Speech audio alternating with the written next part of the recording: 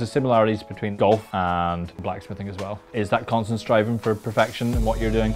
We had the chance to spend the day with Aaron Leech, blacksmith and golfer, to learn about his custom-made putters and how he made a putter for Bill Murray last summer.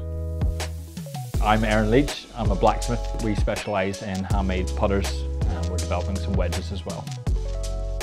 The family-run enterprise from Northern Ireland was forged during the depths of the COVID pandemic, when golf was one of the few activities that was allowed to continue.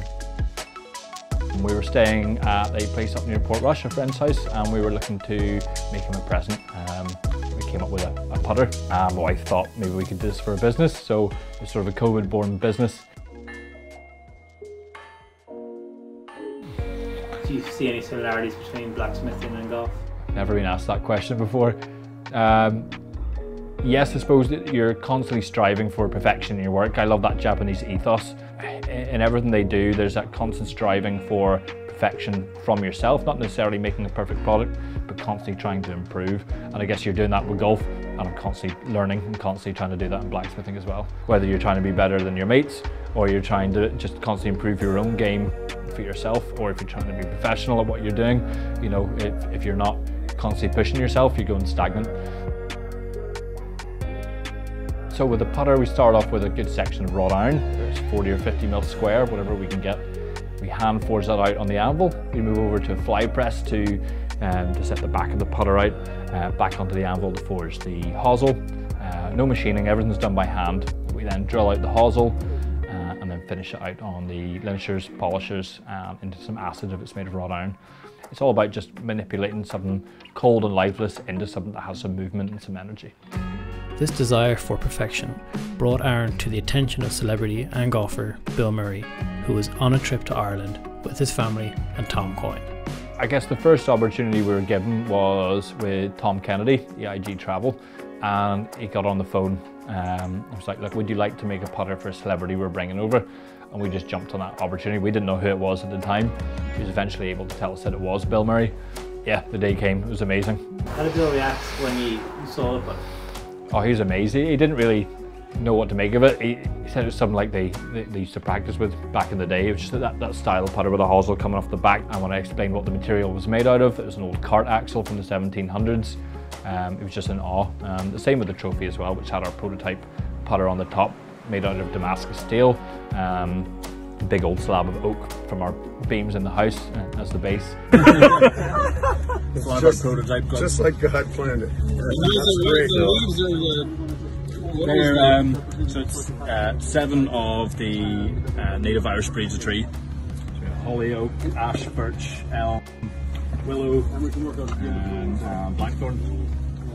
So how do you make those individual leaves? So rough trim them out first, texture them with a hammer, back into the fire to soften the copper again, patina them, and form them up when they're soft. Oh, it looks great. It's really nice. It really is solid. Off of our old house beam as well. Worthy. Slab of oak.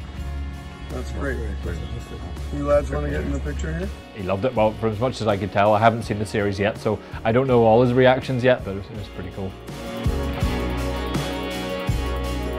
I think you need to constantly push the limits of the material, push what people are used to playing with as well, because as amazing as all the putters are out there, you can see maybe a bit of repetition, a lot of similarities, and that's because it's what people play with and what they're used to playing. We want to push that a little bit, offer something different, both aesthetically and the feel of the putter, using different materials, and being inspired by traditional blacksmithing in golf. You know, old clubs used to be forged.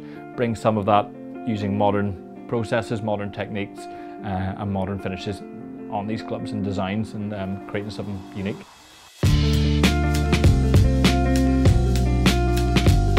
Now once you have something sort of set in stone, you're heating up your metal in the fire up to its forging temperature, whatever that is, depends on the material you're using. So you're on the anvil, you're hand forging this material out, so you're sculpting that material as you go. You just gotta remember, it's not just an art piece that's just aesthetically pleasing. I've also got to keep in mind that, right, the face has to stay nice and flat so I can grind this smooth afterwards. I got to keep a certain loft, a lie, got to keep weight distribution right. So those thoughts are going through your head as you're not only designing, but as you're making, and constantly going backwards and forwards as well.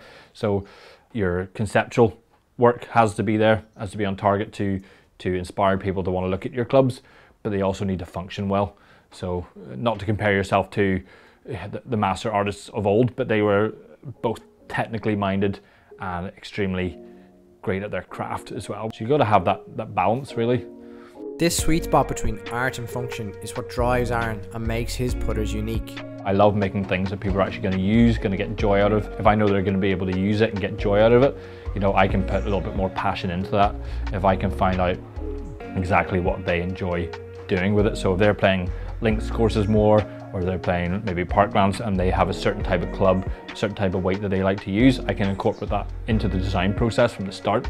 And you know, it just constantly inspires me to improve what I'm doing. So giving an old piece of wrought iron that has some history, whether it was from an old cart bringing hay down the road, or whether it was an old tool that a local maker had for years and you're repurposing that, reforging that, you know, that you can add that and tell that story with the putter you're actually selling. And I think people enjoy that, knowing that it's not just a piece of steel from a factory, but I think with this you've got something extra added into it. I guess I'm putting with my own putter out of stubbornness, not just to promote it, but to sort of emphasize to myself that I'm doing something right. If I can putt well, I'm not a great golfer. If I can putt well using one of my putters, then someone who's good at golf, you know, should be able to putt pretty well with them. And it gives me a chance to be more passionate about the actual game, which is, I think, is really important. You can just make golf apparel, and that can be the best apparel in the world, but if you don't have passion about the game to go into it, and I'm sort of rekindling that after a bit of an absence from the game.